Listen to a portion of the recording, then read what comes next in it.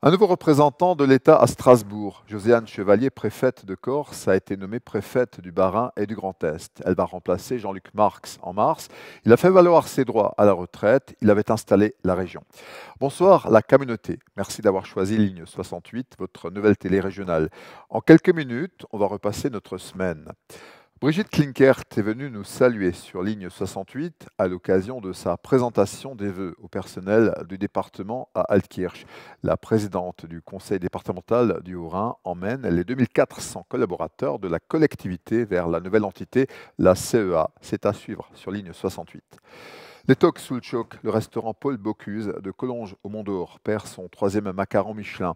Marc Eberlin parle d'une blessure. C'est comme si on lui retirait sa troisième étoile pour la deuxième fois.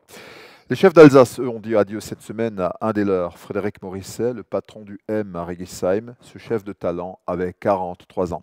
Et puis à Strasbourg, Cédric Moulot ne tarit pas d'éloges sur son nouveau protégé. Romain Bria est le nouveau chef du Crocodile qui rouvre le 23 janvier. À Guépulaire maintenant, on a présenté la 10e édition de Festivitas, le grand marché des voyages, de la gastronomie, des vins et saveurs, dans le nouvel espace de dégustation des domaines Schlumberger, avec les étudiants du lycée Stork, affairés au menu découverte autour des fromages et des vins. Clémence Mangold, responsable de la communication de Mulhouse Expo. Exactement, 10e anniversaire cette année pour le salon des voyages, des vins et de la gastronomie qui allie du coup ces trois thématiques. C'est plutôt trois thématiques qui marchent très très bien ensemble et nos visiteurs sont comblés quand ils viennent de trouver autant des voyages, de passer un bon moment, de découvrir des vins de la France entière ou d'Europe. C'est un salon qui a pris de l'ampleur, sa notoriété,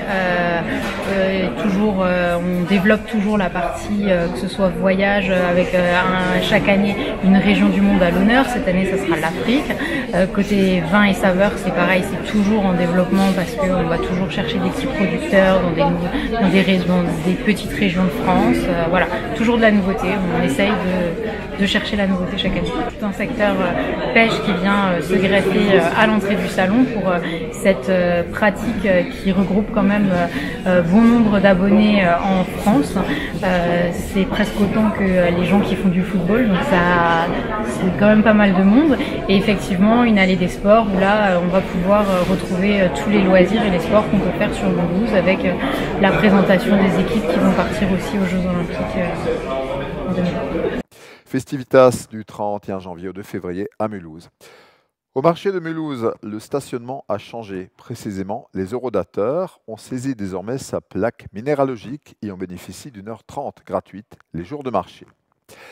La boulangerie, commerce préféré des Français, c'est ce qu'est venu rappeler la Corporation du Sud-Alsace à la ville de Mulhouse avec la galette géante du CFA Roosevelt. Les artisans se démarquent aujourd'hui avec le label Boulanger de France. Quant aux aînés de la Corpo, ils poussent la chanson, c'est leur façon de souhaiter la bonne année. Merci de votre fidélité à Ligne 68 et abonnez-vous sur YouTube. À la semaine prochaine.